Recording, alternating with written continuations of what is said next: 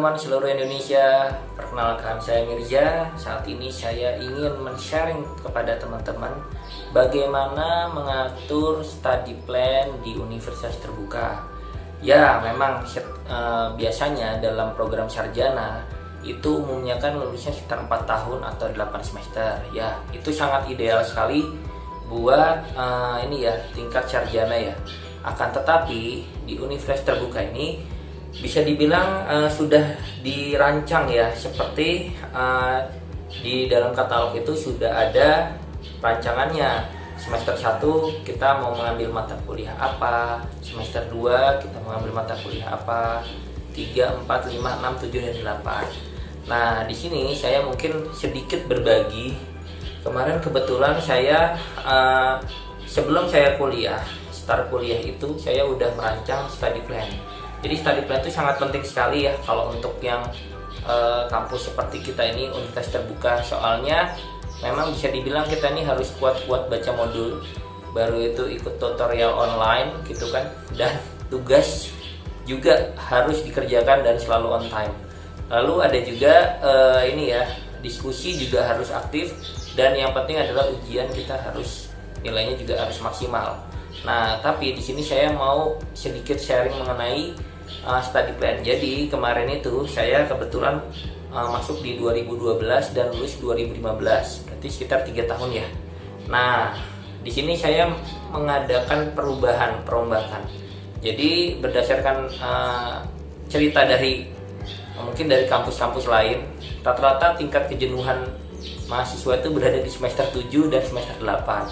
Sehingga sebelum saya start kuliah mengambil jenjang S1, saya otomatis harus berusaha jangan sampai saya menghadapi titik jenuh itu, karena kalau saya sudah menghadapi titik jenuh itu kemungkinan lama lulusnya.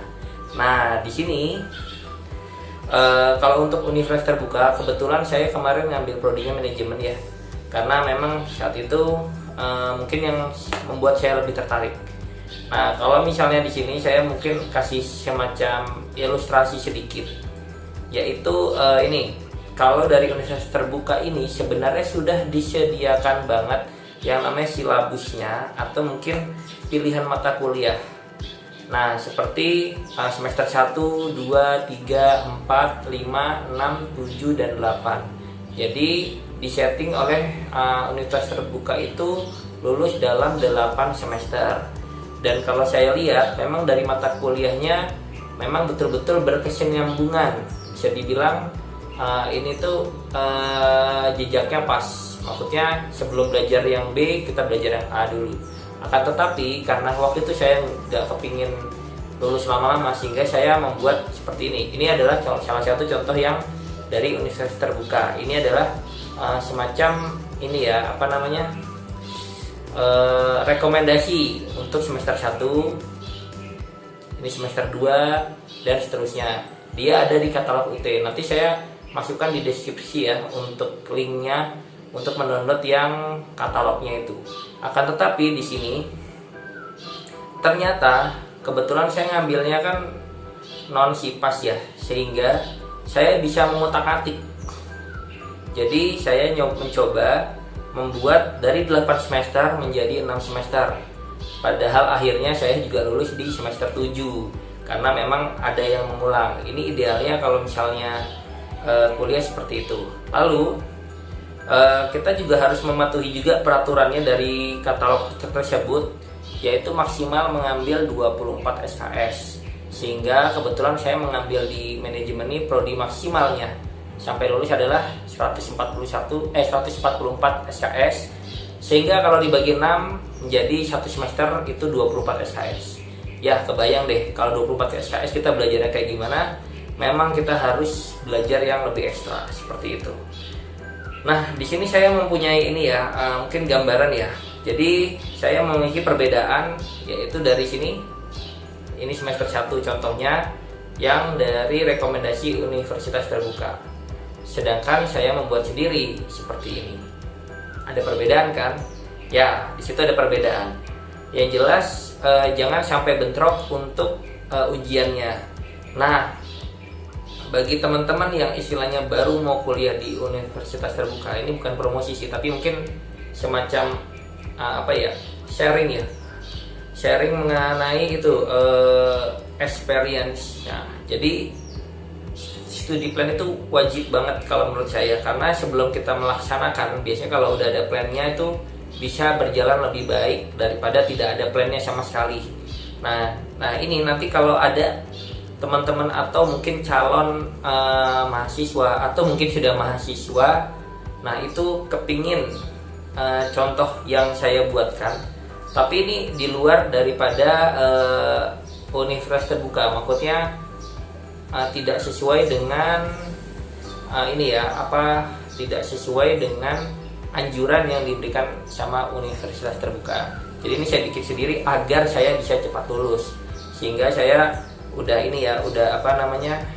mencoba, dan memang belajarnya jujur harus lebih ekstra daripada yang mengikuti dari anjuran ya. Kalau yang anjuran itu betul-betul normal, jadi kita nggak terlalu capek banget lah intinya.